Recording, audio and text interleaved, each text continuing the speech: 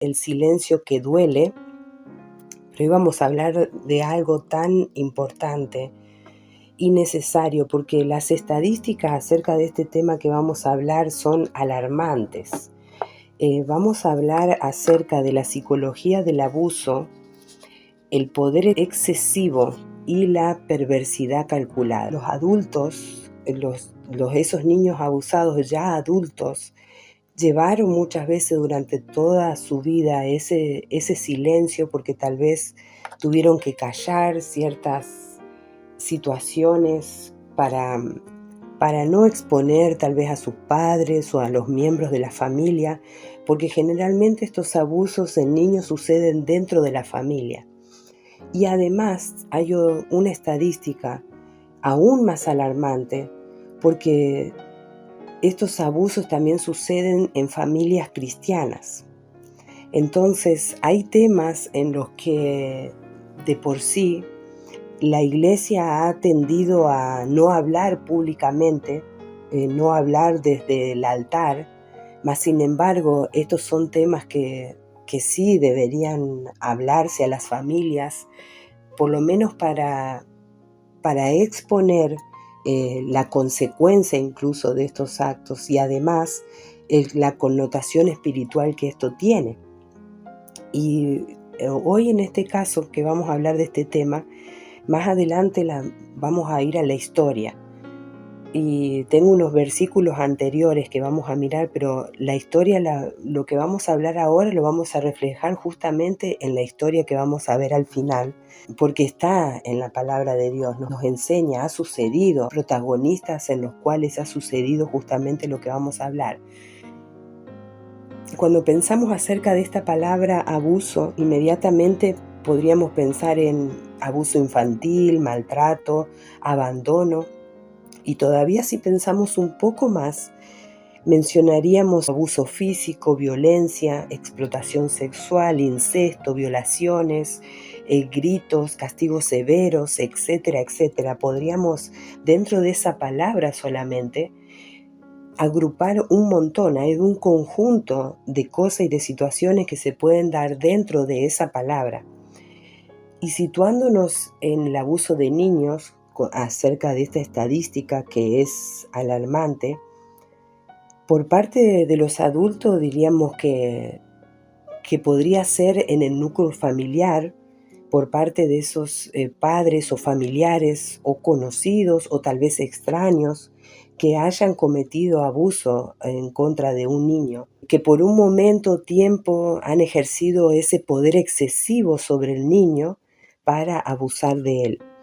Porque justamente este tópico de abuso, como sabemos que un niño es tan indefenso, se somete a toda autoridad por temor, por miedo, entonces este abusador ha ejercido un poder excesivo sobre ese niño, en lugar de ejercer, por ejemplo, la responsabilidad, tal vez de cuidarlo, de amarlo, de protegerlo. Y sabemos que las leyes dicen claramente que el abuso físico de un pequeño se constituye en un delito. Y muchos justamente de estos abusos no son juzgados, nunca la ley lo ha revisado, nunca han pasado por una autoridad mayor legal. Y esto también, dentro de ya el problema que esto también es alarmante también, porque la mayoría de las veces los abusadores nunca han sido juzgados, y esto es todavía más triste. Entonces este abusador que ejerce esta fuerza que ejerce es lo suficientemente mayor para controlar al niño, someterlo y directamente dañarlo. Aunque el objetivo de este abusador no sea dañarlo, es lo que lamentablemente es la consecuencia por el acto que éste realiza. Estos adultos a cargo del niño o niña, en estos comportamientos que este abusador tiene o en estos momentos en que el abusador abusa del niño, como muchas veces sucede, que le digo en la familia cristiana, estos se instalan dentro de un círculo vicioso de un momentos de arrepentimiento debido a los hechos y apariciones de nuevos abusos, o sea, arrepentimiento y abuso,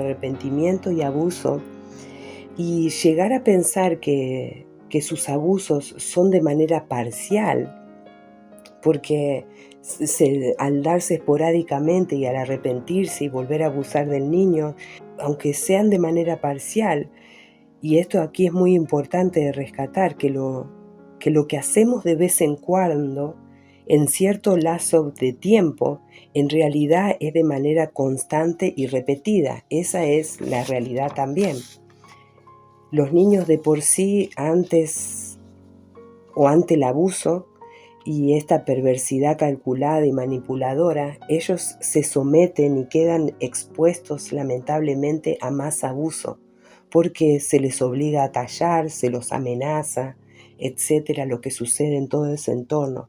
Y muchas veces son amenazados o impulsados a dar muestras de amor, o si son abusados físicamente, es el agresor culpa al niño de su salida de control y violencia.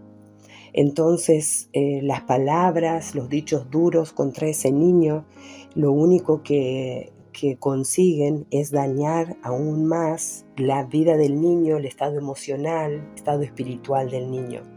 Todo esto ejerce también un control mental y emocional sobre el niño, y este niño no conocerá el amor o pensará que el amor es golpe, correcciones o gritos para ser disciplinado. Y en la mayoría de estos casos existe el abuso verbal, y bajo este abuso verbal, que son palabras que por ejemplo, podríamos decir, no sirves para nada, eres un inútil, o eh, no sé para qué estás aquí, y todas esas cosas hacen que el niño se vuelva intolerante a su propia vida, y también este niño se vuelve en una tristeza, queda envuelto en falta de propósito, se daña la identidad del niño, y crecen tristemente con traumas como el abandono, el rechazo y muchos otros más. El abuso de poder calculado produce impotencia, dolor y también quebranta el alma del niño. Y no es que estemos exagerando en lo que esto pueda suceder, es que lamentablemente esa es la realidad. Estas cosas también se dan en casas cristianas, en ámbitos cristianos, incluso de ministerio o de lugares de iglesias, se dan este tipo de abusos también. Hay casos muy conocidos, hay casos públicos también muy conocidos, como el entrenador aquí en Estados Unidos de las muchachitas de gimnástica. Él había abusado de muchas niñas durante un tiempo. Este es un caso muy conocido también. Y se excusan en actos de disciplina, se excusan detrás de eso tenía que hacer para que entendiera tal cosa. Y el abuso de por sí termina siendo enmascarado varias veces por excusas, y también por poder que ejerce sobre el niño.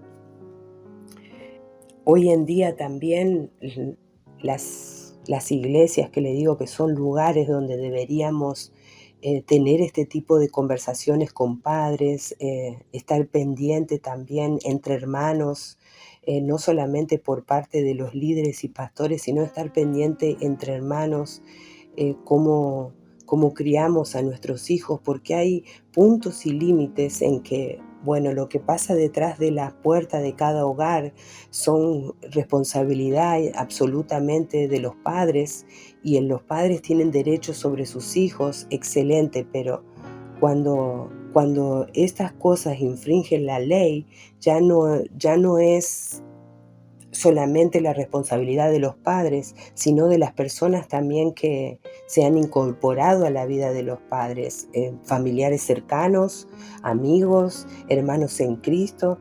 terminamos todos siendo responsables si vemos indicios o conocemos que puede haber algún tipo de abuso y permanecemos en silencio. Este silencio hace que el niño sea más lastimado aún todavía. Y, y también se ha querido en muchos lugares enseñar o establecer este concepto de que el alma no puede ser quebrantada de un niño, o que el alma no pasa nada. Eso ha sido una corrección, el niño perdona rápido, se olvida, entonces su alma no puede ser quebrantada. Pero veamos ahora acerca de esto, de este concepto de que cuesta creer a muchos que un alma pueda ser quebrantada, y veamos lo que dice la palabra de Dios en Salmo acerca del alma. En Salmo 34, versículo 18, la palabra de Dios nos dice esto, para iniciar con la palabra también, pero luego vamos a ir a la historia, como le decía. 34:18 dice: cercano está Jehová a los quebrantados de corazón y salva a los contritos de espíritu. Gloria a Dios. Aquí la palabra claramente dice quebrantados de corazón, y como sabemos, el corazón es justamente esa parte íntima del alma, es el lugar más vulnerable delante de Dios, y también salva a los contritos de espíritu, y contrista el espíritu, o sea, trae esa tristeza, esa angustia, esa impotencia cuando somos abusados o somos maltratados, porque no queremos responder de la misma manera, y un niño en su inocencia no va a responder tampoco de la misma manera. Dice el Salmo 69:20: el escarnio ha quebrantado mi corazón y estoy acongojado. Esperé quien se compadeciese de mí y no lo hubo, y consoladores y ninguno hallé. Miren también que en el Salmo está diciendo que está contrito, que está acongojado, que está dolido por algo y está buscando ayuda el salmista ahí. Y dice Proverbios 15:13, dice: el corazón alegre hermosea el rostro, mas por el dolor del corazón el espíritu se abate. Entonces estamos viendo que hay algo que se rompe, que se duele dentro de nosotros cuando nos realizan una injusticia o cuando alguien nos maltrata, ¿verdad? Porque tenemos sentimientos y nos quebranta, nos hace quebrar. Ya no crecemos o ya no pensamos desde la misma manera, sino que pensamos desde el dolor y desde el quebranto. Y la buena noticia es que el Señor afirmó que Él vino a sanar a los quebrantados de corazón. Y esto es poderoso porque nos da esperanza de que algo que ha sido roto o algo que duele, Dios se ha comprometido Él mismo, nuestro Creador, en sanarnos. Y la razón de este quebrantamiento del corazón no es porque justamente se me perdió algo, o alguien me dejó de querer, o alguien ya no me habla más. Amén. No es de ese quebranto, porque eso lo puedes superar con otro, conociendo otro amigo, conociendo otro novio y así, pero es el quebranto. Habla aquí la palabra de Dios de haber sido traicionado, de haber recibido abuso, de haber recibido burlas, insultos que destrozan el corazón. De ese quebranto estamos hablando, que también se comienza a forjar desde muy pequeño, desde una edad muy temprana. Comienza a romperse y a quebrajarse dentro de nosotros ese corazoncito. Y gloria a Jesús, que Cristo vino a sanarnos, a sanar a los quebrantados, como dice tu palabra. Y también me llena a sí mismo el corazón de esperanza, de pensar que donde no encontraríamos ninguna solución, donde ese dolor podría ser tan punzante y tan dañino que diríamos: ¿cómo voy a poder salir de esto? Y qué bueno que nuestro Señor nos dice que Él vino a sanar. Y sanar es arreglarlo completamente. Y imagínense que los abusos quedan en la memoria más tiempo que los momentos felices. Y qué bueno que nuestro Señor no dice que vino a buscar esa pieza que creó o vino a levantar ese pedacito que queda de eso que te ha pasado, que quedó de ti y tirar todo lo demás, sino que Él viene a sanar, dice la palabra de Dios. Y el sentido de esta palabra, sanar a los quebrantados de corazones, es muy profunda porque Jesús vino a restaurar, a renovar, a hacerlo nuevo desde la raíz, no solo recomponer lo roto.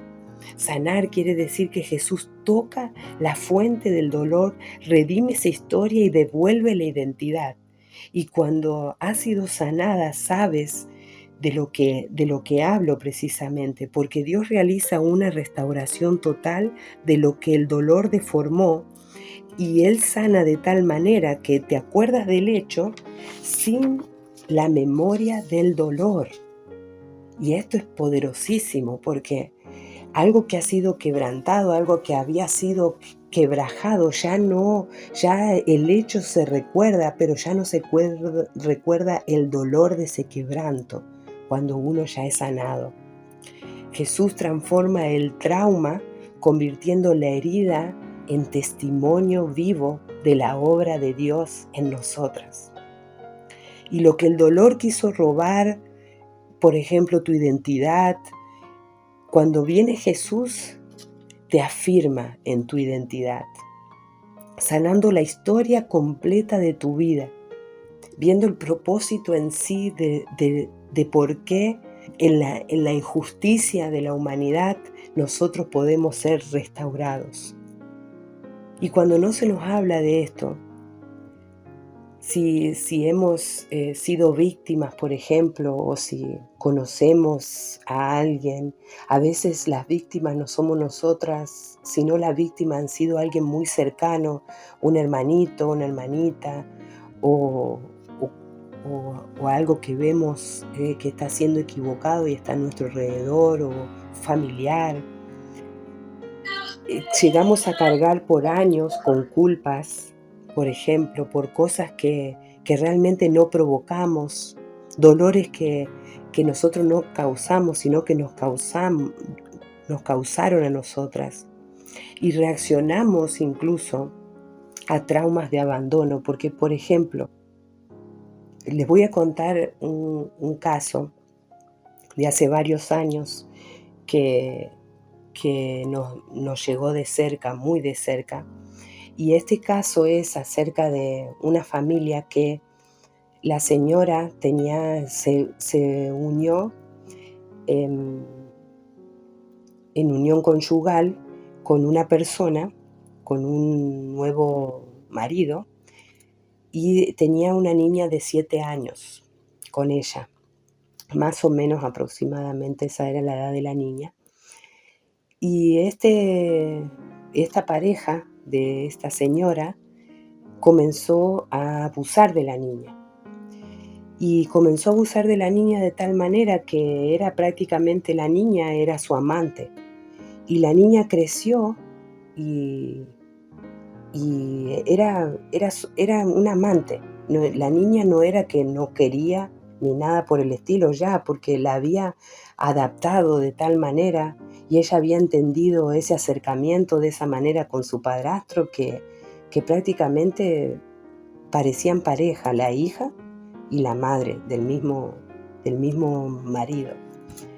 Entonces, cuando en un momento comienza la muchachita, ya como a los 15, 16 años, comienza a darse cuenta de que eso no estaba bien lo que hacía, que su madre aún no sabía, y también como empieza a conocer de Cristo también y asistir a la iglesia y todo eso, comienza a ver que eso era equivocado, que había sido engañada en realidad.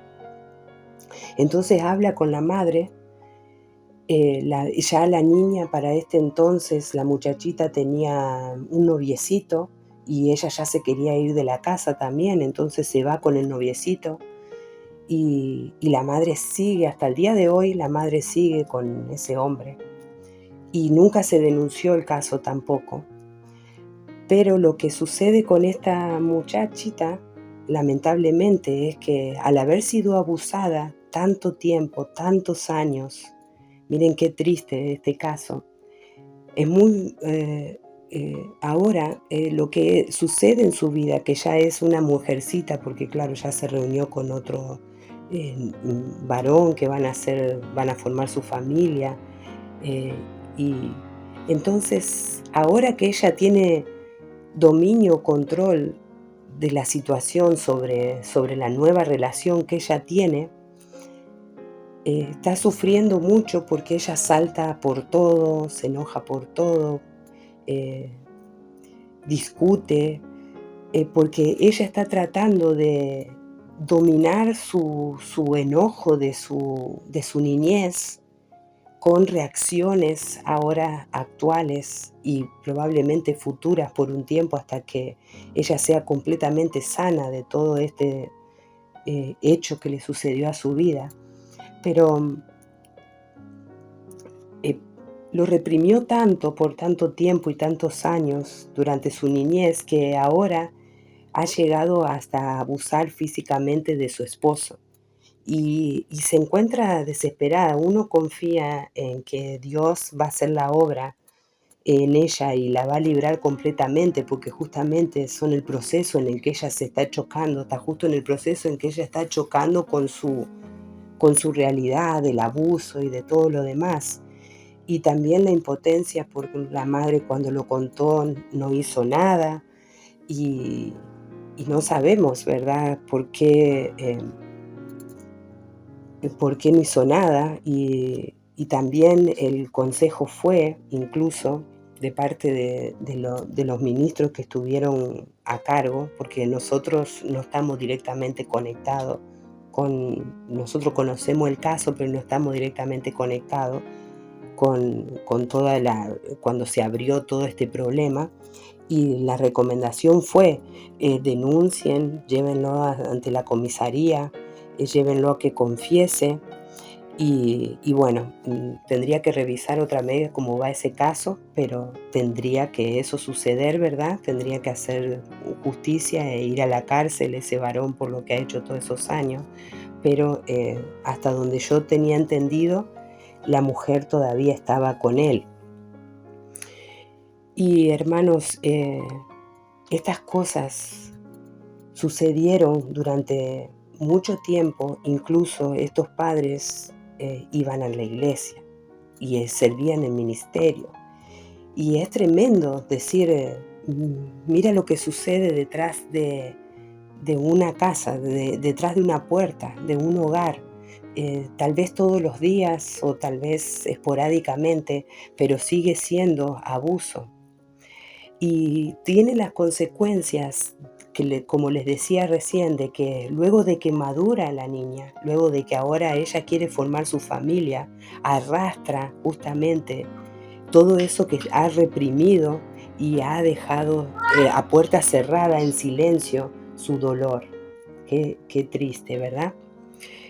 Y esto lo traducimos también a reacciones de canales de desahogo y descompresión, porque cuando uno ya sea que no haya sido un abuso directamente sexual y físico, pero que haya sido un abuso verbal, también nosotros los seres humanos no hemos sido creados para ser atormentados ni tampoco para que alguien desamorado nos maltrate. No hemos sido creados para eso, porque nosotros fuimos producto del amor. Nosotros, Dios, al ser el Dios amor, Él nos creó para amarnos. Entonces nosotros somos, digamos, florecemos en el amor, al recibir amor. Cuando nosotros no recibimos amor, cuando cada uno de nosotros somos maltratados por algún motivo o por alguien, lo que hace es justamente quebrajar, romper, doler, porque estamos necesitados de amor. Y con este ejemplo que le doy de esta mujer, que esta niña, de esta mujercita ahora que ha sido una niña, ahora probablemente pueda tener ya como cerca de los 20 más o menos, podría estar, porque esto tiene varios años que le cuento de esa edad. eh, ha sido engañada y burlada por tantos años que no pudo hablar. Entonces ahora, al tener el control sobre alguien, descarga, sumando a su vida en realidad más dolor. Fíjense que se va haciendo otro ciclo de dolor, porque ahora ya no es la que está siendo abusada, sino está en la posición de abusador. Y solo Jesús sana esto. La psicología ayuda profesionalmente, ayuda a la psicología, logran desenterrar esos hechos, porque muchas veces al llevarlos al silencio, la memoria también se apaga de esos hechos. Entonces la psicología ayuda como a hacer entender y desenterrar ese trauma, pero el Señor es el que sana el quebrantado. Gloria a Dios. Es Jesús, solo Jesús, quien verdaderamente sana a ese quebrantado de corazón. Y ante este tipo de situaciones de abuso, se suceden otras injusticias también, que como si fuera poco ya el dolor y el sufrimiento, las personas que han sido víctimas a menudo atrapan los demonios de aquellos que los han abusado. Como si esto fuera poco espiritualmente, también reciben un ataque directo de parte de espíritus inmundos. Esta víctima contrae ligaduras demoníacas en muchos casos, en su mayoría, debido al odio y al resentimiento y culpabilidad que esto pone sobre la personita, sobre el niño. Los demonios querrán terminar con esa persona, y los deseos de morir o quitarse la vida serán un indicio claro de que fueron ligados a demonios después del acto del abuso. Otra entrada es el quebrantamiento y la impotencia, que ahí mismo, cuando se suscita el dolor, aparece como esa impotencia y ese odio por la persona que le ha abusado, lo que abre una brecha gigantesca también para este momento en el que el trauma está en su total esplendor, para que entren justamente y se posicionen estos demonios, espíritus inmundos que se arraigan, porque el trauma ya es grande, y especialmente los que son relacionados a la agresión física. Y cuando decimos agresión física, no estamos hablando solamente de violación sexual o de actos sexuales, sino la agresión física puede ser sacudones, constantes golpes. Por ejemplo, cuando se lo quiere disciplinar al niño, pero se los disciplina a los golpes que hacen que el niño sea lastimado en sí, o marcado en su piel, o, o en la cabeza le golpean, o en lugares donde realmente le pueden generar un trauma también físico. Eso también quebranta el alma del niño. Y es una gran injusticia esto, porque eh, los padres, o a veces los esposos, porque son el que tiene la autoridad dentro de la casa, no dominan eso. Tal vez lo han visto ya de sus ancestros, son patrones repetidos tal vez de esos grados de violencia, y no se controlan con los hijos pequeños, y le dan a golpes muy duros. Y eso no es una disciplina, sino que eso está directamente conectado con el maltrato físico. Los gritos también están dentro de ese grupo de maltrato. Vivimos en un mundo injusto, esa es la verdad, porque esto es una gran injusticia que suceda en esta humanidad, en los niños. Si la palabra de Dios nos dice que el justo cuida de sus bestias, y el inicuo em, es cruel, algo así dice. Ya lo vamos a buscar a ese, ya lo vamos a ir a buscar ese versículo. Entonces, cuando hay abuso y cuando hay violencia, habla de un corazón cruel, ¿verdad? De un corazón que es impuro, ¿no? No estamos hablando de un corazón de una persona justa, sino de alguien que es injusto. Y la verdad es que en ningún lado se nos ha dicho que vivimos en un mundo justo. Entonces, este tipo de injusticias las vamos a ver eh, de manera repetida muchas veces y si nosotros recibimos la revelación de lo que es lo correcto, del cuidado que debemos tener por nuestro prójimo, vamos a poder hacer nosotras mismas la diferencia en realidad, no esperar de que un sistema o de que el mundo entero sea bueno y justo, sino en lo que depende de nosotros. La Biblia nos dice que Satanás es el príncipe de este mundo y cualquier sitio que él gobierne o se le dé legalidad, ese sitio y ese ambiente será injusto por consecuencia. Por ejemplo, los satanistas para subir de rango, para subir de rango a las brujas o a los satanistas que son preparados, suelen confesar ellos que fueron desde pequeños abusados sexualmente y obligadas a tener relaciones con más de una persona a la vez. Miren cómo es necesario para ellos en los rangos de brujería o satanismo ser abusados porque ahí abre directamente un portal para los demonios, para ellos empoderarse con estos espíritus. Entonces los demonios toman posesión del cuerpo y los hacen así subir en rango o poderes ocultos. La impotencia, como les decía, que son puertas, o los quebrantamientos y la impotencia, el dolor, el odio, es una brecha legal de los demonios, porque cuando el dolor no cesa, entonces la víctima se siente impotente y planean venganza, guardan rencor, alimentan así de esa manera la amargura y toman represalias pasivas o agresivas, intentando controlar la impotencia y estallar muchas veces en ira descontrolada. Y esto que estamos hablando hoy, como les digo, afecta directamente el alma y la mente del niño. Es una tortura silenciosa y punzante que puede iniciar de un grado leve y moderado hasta el máximo de inflexión. Y cuando llega muchas veces el máximo de inflexión, ya que estamos yendo profundo en esto, hagamos un ejemplo de lo que verdaderamente podría ocurrir en un caso generacional, por ejemplo, de consagración al diablo por parte de los padres o abuelos o bisabuelos, porque cuando hay prácticas de brujería en nuestra descendencia, se dedica o se consagra ese bebé o ese niño muchas veces hasta desde el vientre de la madre.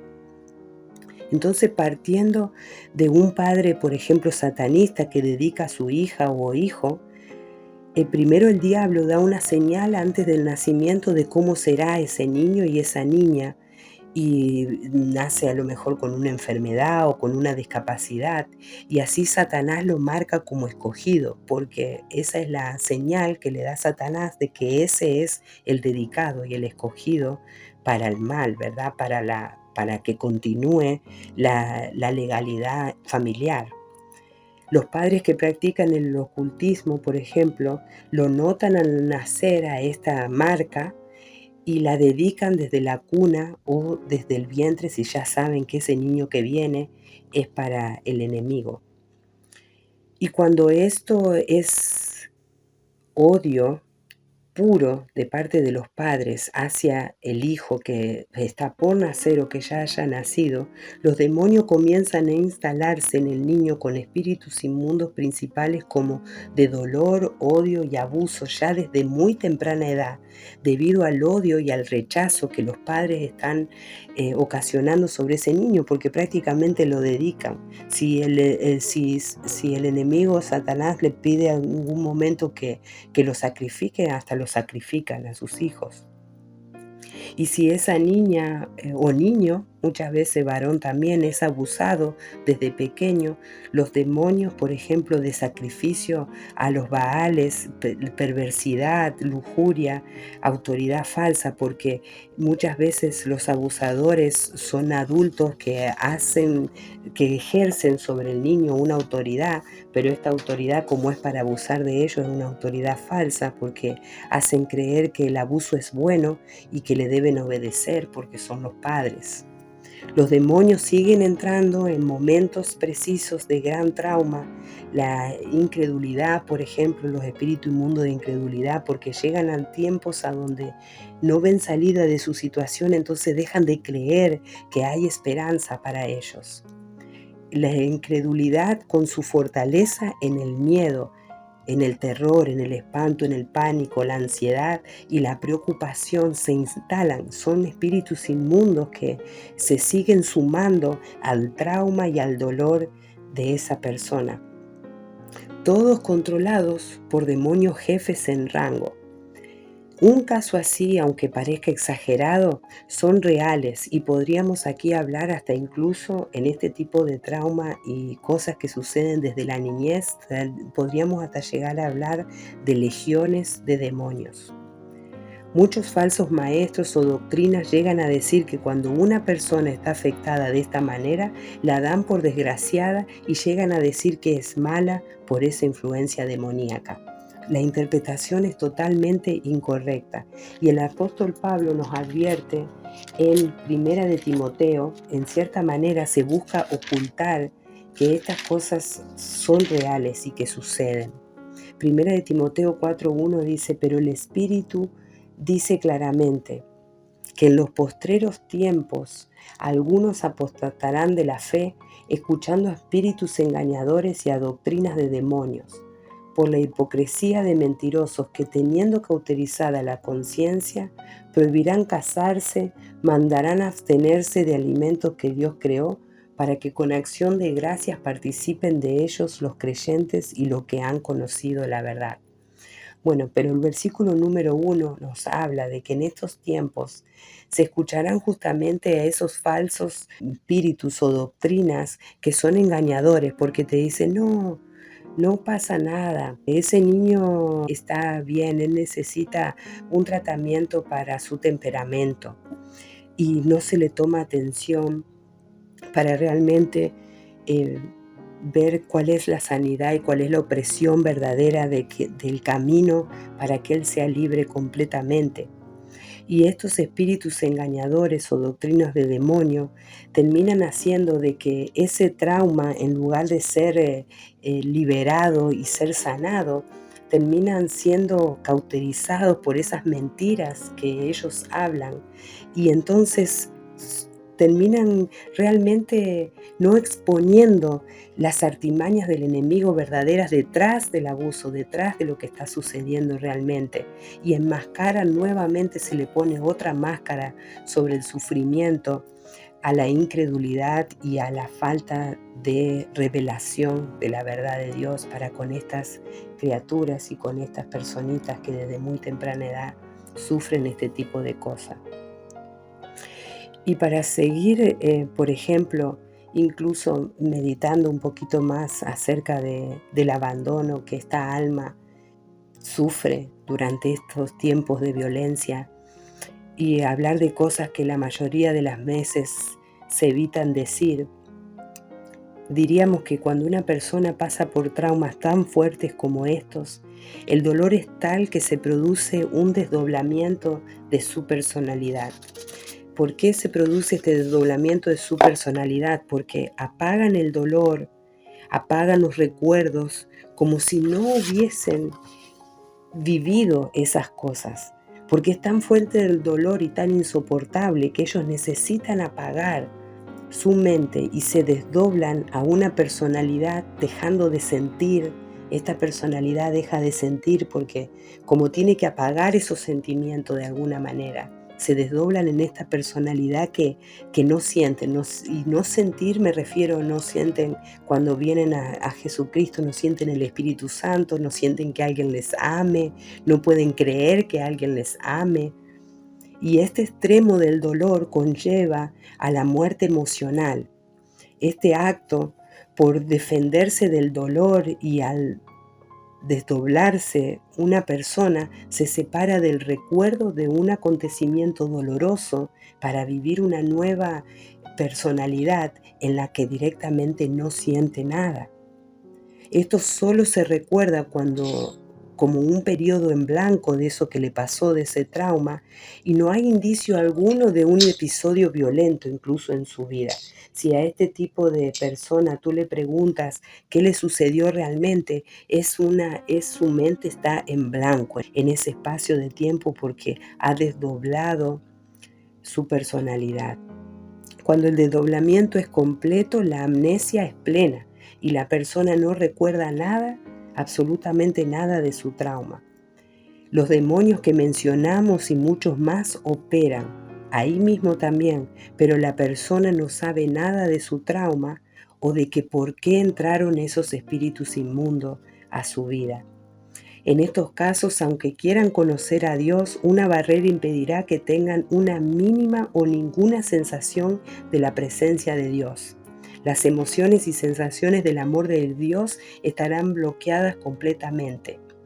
La solución es, si estamos en contacto con este tipo de personas o conocemos o nos toca aconsejar a alguien, en este caso es enseñar a estas personas a aplicar la verdad de Dios a sus vidas, para que ellos vuelvan a reconocer la identidad en Cristo y sentir, que comiencen a sentir nuevamente.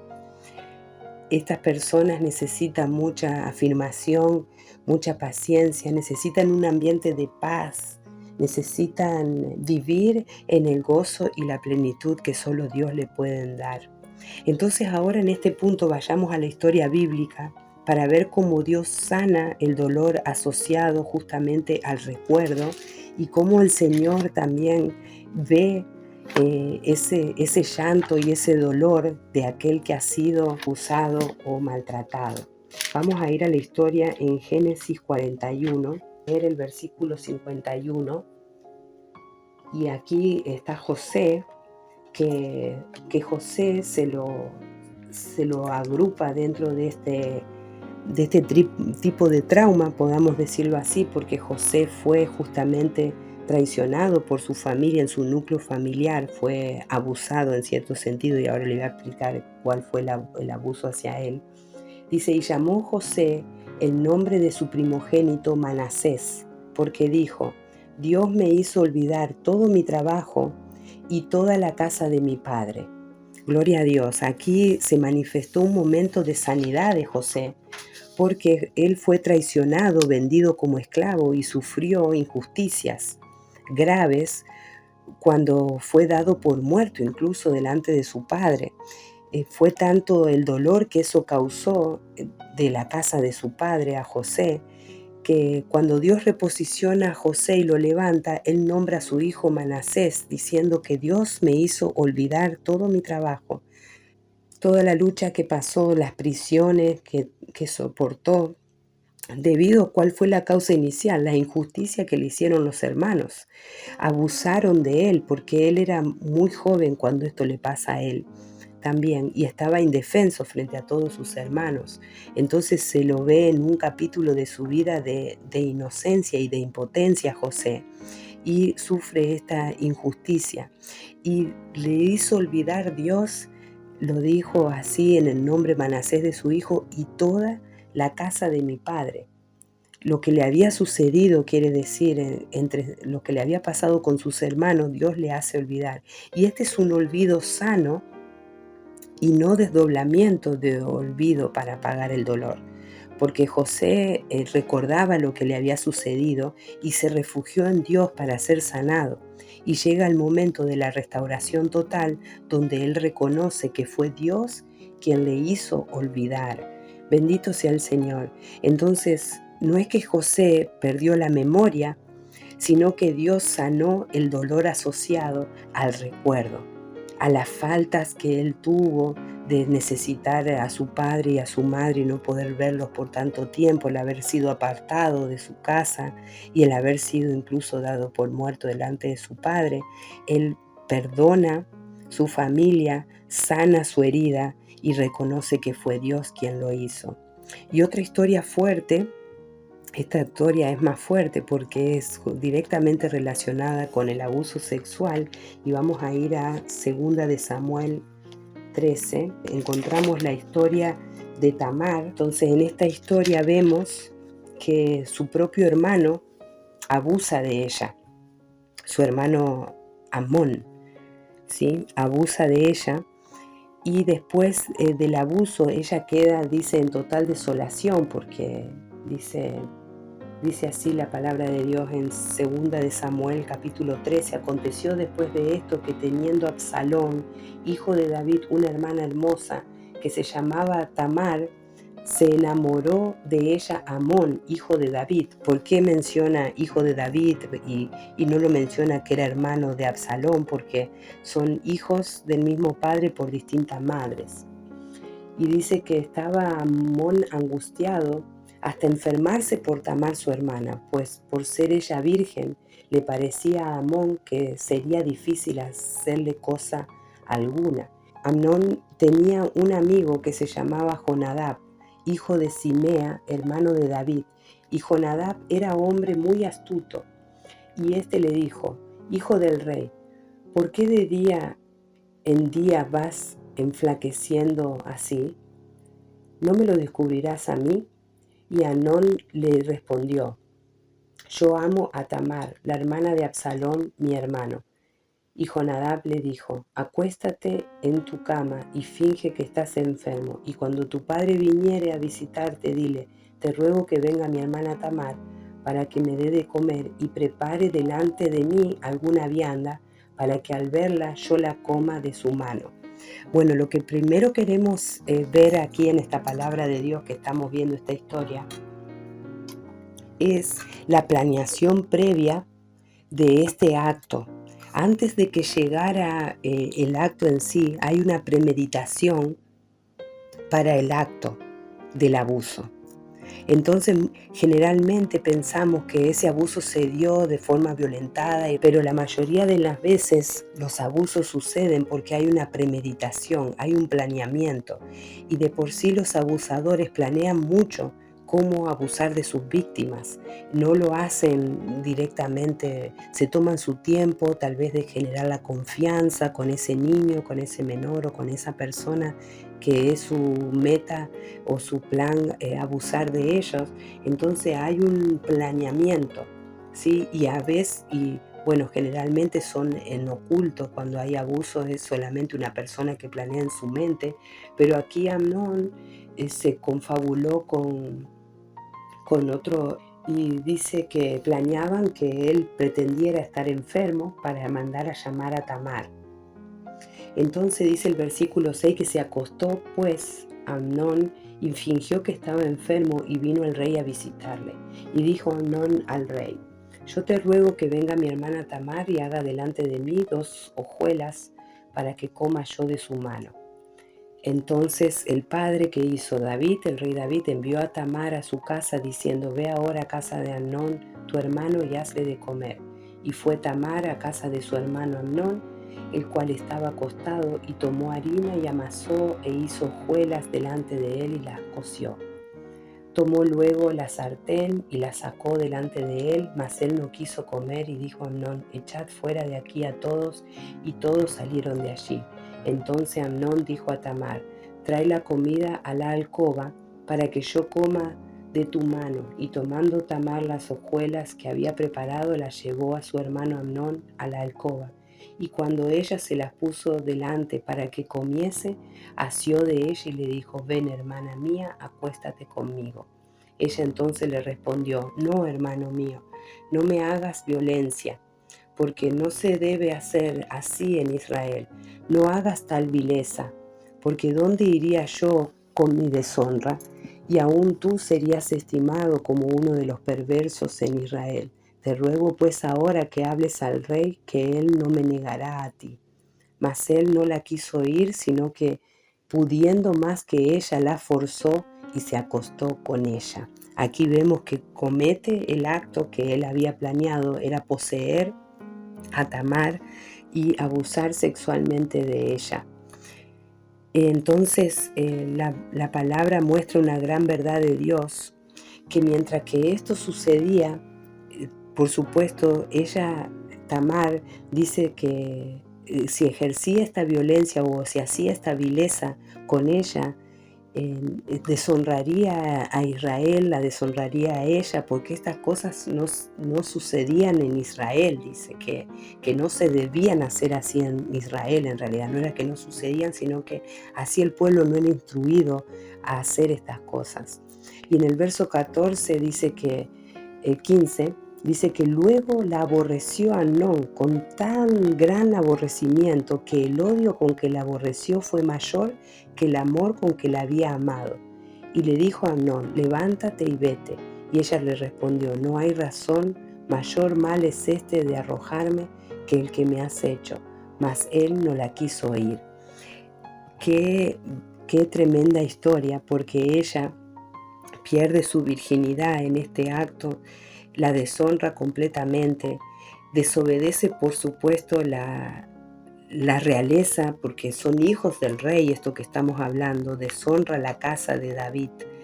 Y se produce un silencio injusto de un término de 2 años después de este hecho, porque se entera Absalón, el hermano de Tamar, también y hermano de Amnón, se entera él de lo que le había sucedido y entonces dice que, en el 19 dice que ella, Tamar, tomó ceniza y la esparció sobre su cabeza y rasgó su ropa de colores, de que estaba vestida y puesta su mano sobre su cabeza se fue gritando.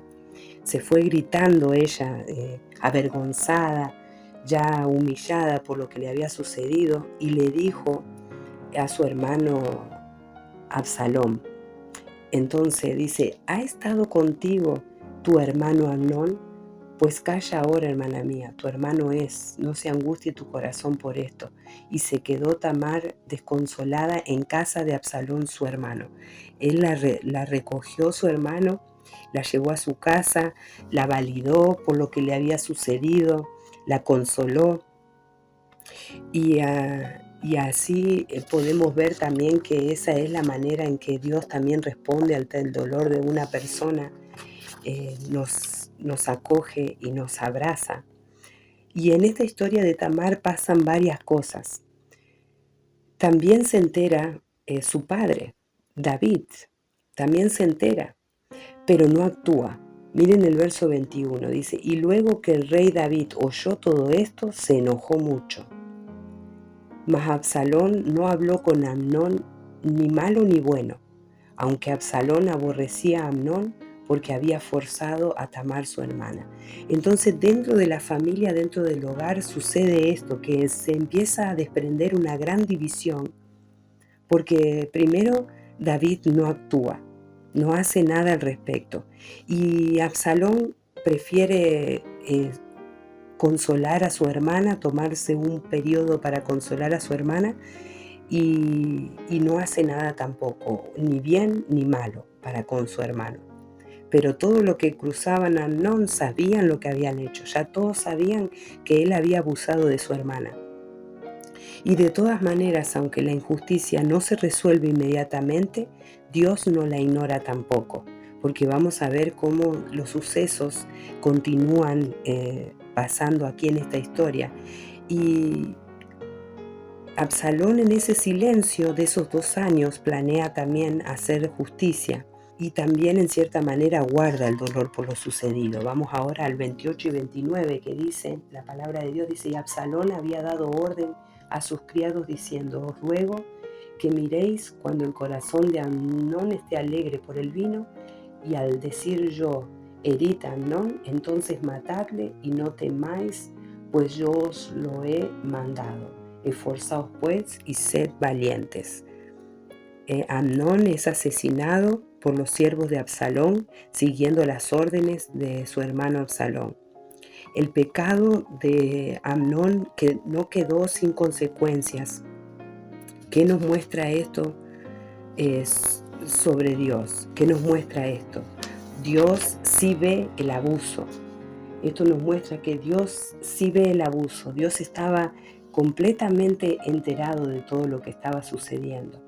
Y aunque no interviene de forma inmediata, el pecado tarde o temprano es expuesto al fuego de Dios y las consecuencias son reales y se harán a la vista de todos o de muchos por este tipo de actos. Donde la justicia humana podría llegar a fallar, esos 2 años, podríamos decir, nos hizo justicia, alguien violó a esta muchacha y nadie hizo justicia por esa violación hasta que pasaron 2 años y finalmente se hace justicia. Pero era una justicia en la que era un odio de venganza. El objetivo era vengar el acto. Y esto trae consecuencias aún más graves, porque lo vemos a Absalón opuesto completamente también al reinado de su padre. Esto desató una gran división familiar, se pusieron bajo una cobertura oscura y termina incluso muriendo Absalón dice que él queda entre el cielo y la tierra. Cuando Absalón muere también, dice que queda como enganchado de una encina entre el cielo y la tierra. O sea que acá había sido él desarraigado completamente de su raíz, de su propósito, porque también el nombre Absalón significa riqueza, paz, ¿verdad? Y entonces la muerte también de Absalón, debido a este odio que también él levantó en contra de su padre, y al haber tomado justicia por mano propia, también le provoca a él consecuencias incluso. La justicia llega, pero no llegó de la mejor manera. No fue una justicia restaurativa, fue violenta, se quiso resolver con más violencia, trajo más dolor. Absalón huye también, su familia es fracturada, tiene que huir con algunos de su familia él también. Y esto nos lleva a una conclusión, que la justicia sin sanidad puede multiplicar más dolor. Y cuando hablamos de que el Señor sana a los quebrantados del corazón, esta es una sanidad que ante los ojos humanos es imposible, se ve imposible, pero Dios lo restaura. La verdadera restauración no es solo que el culpable pague, sino que el corazón herido sea sanado. Y a veces estamos queriendo ser sanados cuando se haga justicia con ese abusador, y esa no es la vía verdadera para sanar. La verdad es que no solo necesitamos justicia, que sí, que es bueno que se haga la justicia del hombre, porque esto es un delito, pero lo que realmente necesitamos es sanidad divina. Realmente necesitamos que nuestro corazón sea completamente sanado de la memoria del dolor. Y hoy en este tema, aunque considero que es un tema muy importante, de alguna manera Dios lo trajo a la conversación aquí en medio de nosotras. Y pienso que en esa sed de venganza y en esa impotencia y en ese odio, lo único que hace es darle legalidad al enemigo para que siga lastimando, que siga hiriendo y que siga perturbando el propósito por el cual nosotros hemos sido creadas, basadas en la esencia del amor de Dios y basadas en la plenitud de lo que Cristo viene a hacer en nuestra vida. Él abre las puertas de los que están en las cárceles en su corazón. El Señor trae luz a esa desesperanza, a eso que parece imposible de sanar. El Señor trae luz a esa herida, sana a los heridos y los quebrantados. Y esa es la propuesta divina del Señor. Esa es la plenitud total y esa es la paz verdadera que encontramos en Cristo. Y podemos buscarlos en muchos lugares, podemos buscar resolverlo de muchas maneras, las injusticias que nos han hecho, pero realmente Él es el Dios de lo imposible. Jesús es el que puede desarraigar completamente todo dolor, todo espíritu inmundo que se haya injertado, que se haya posicionado en nuestro corazón. de temor, de pánico, de ansiedad, cualquier espíritu inmundo que se haya arraigado por medio de cierta violencia que hemos recibido o ciertos maltratos que nos ha tocado sobrellevar o sobrevivir. El Señor quiere librarnos de toda opresión, de todo daño causado. El Señor quiere sanar, sanar totalmente, limpiar, restaurar, hacerlo nuevo si es necesario. Hoy le damos gracias al Señor porque esa propuesta sigue hoy vigente, porque Él es Dios verdadero que dice que si crees al que cree, todo es posible. Y decirle al Señor muchas veces, te entrego este dolor para decidir dejar de sufrir. Sé que no es cosa fácil porque ese sufrimiento y ese dolor nos aferra a la injusticia que hemos recibido. Pero desprenderse de esa injusticia y de ese dolor es sano y liberta. Señor Jesús, oramos unidas en el mismo espíritu, reconociendo que aún hoy tú quieres librar, sanar y restaurar. Señor, te damos gracias porque hoy nuestro corazón es tocado para renunciar a todo dolor, a todo mal que nos hayan ocasionado, a todo abuso que hayamos recibido desde nuestra niñez, desde el vientre de nuestra madre, desde etapas de nuestra niñez o adolescencia, desde etapas actuales. Señor, decidimos hoy entregarte este dolor, esta herida para que sane. No la vamos a retener para justificarnos en las injusticias que nos han hecho o culpar a aquellos que nos han dañado, sino que hoy decidimos soltar todo dolor para que tú sanes nuestras heridas, sanes ese quebranto y pongas ungüento, alivio, paz y restauración sobre esos hechos, Señor. Si nos traes a memoria algunas cosas que aún no hemos perdonado, no hemos sanado, Señor, hoy abrimos esa área, ese rinconcito de nuestro corazón, ese lugar que aún queremos que permanezca oscuro, pero hoy deseamos que entre tu luz, Señor. Habita en cada rincón de nuestro corazón. Ilumínalo todo, Señor, y quita de nosotras toda opresión, toda legalidad que le hayamos hecho al enemigo por esos recuerdos. Y te pido en el nombre de Jesús, Padre, que reprendas todo espíritu inmundo de tristeza, de angustia, de dolor, de llanto. En el nombre de Jesús, reprende todo espíritu inmundo de incredulidad. En el nombre poderoso de Jesús, y que seamos libres, echando fuera todo espíritu inmundo de nuestra vida, en el nombre de Jesús. Gracias, Dios, porque hoy nos das libertad. Hoy tu mano nos ha tocado, hoy nos has sanado más y más. Hoy entregamos nuestras emociones al señorío de Cristo. Hoy entregamos nuestros sentimientos al señorío de Cristo porque anhelamos el sentir de tu espíritu, anhelamos tu presencia y queremos honrarte respondiendo que la sentimos, que nos tocas y que recibimos tu amor, Señor. Gracias, Jesús, porque somos receptoras de lo que tú tienes para darnos. Y este camino contigo de tu mano es de bendición, de sanidad, de liberación, de nueva identidad en Cristo.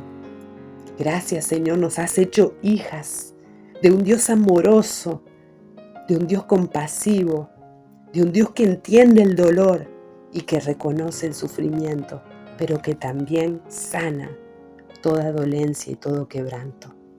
Te amamos, Señor. Te damos gloria y honra a ti en esta hora y bendigo la vida de mis hermanas y todo lo que ellas han vivido, Señor, que tú no te has apartado tus ojos de ellas y todo lo has visto, Padre. Gracias porque tu justicia y tu verdad florecerá por encima de todo, Señor. Y te damos gloria y honra a ti por esta palabra, Padre. En el nombre poderoso de Jesús oramos. Amén y amén.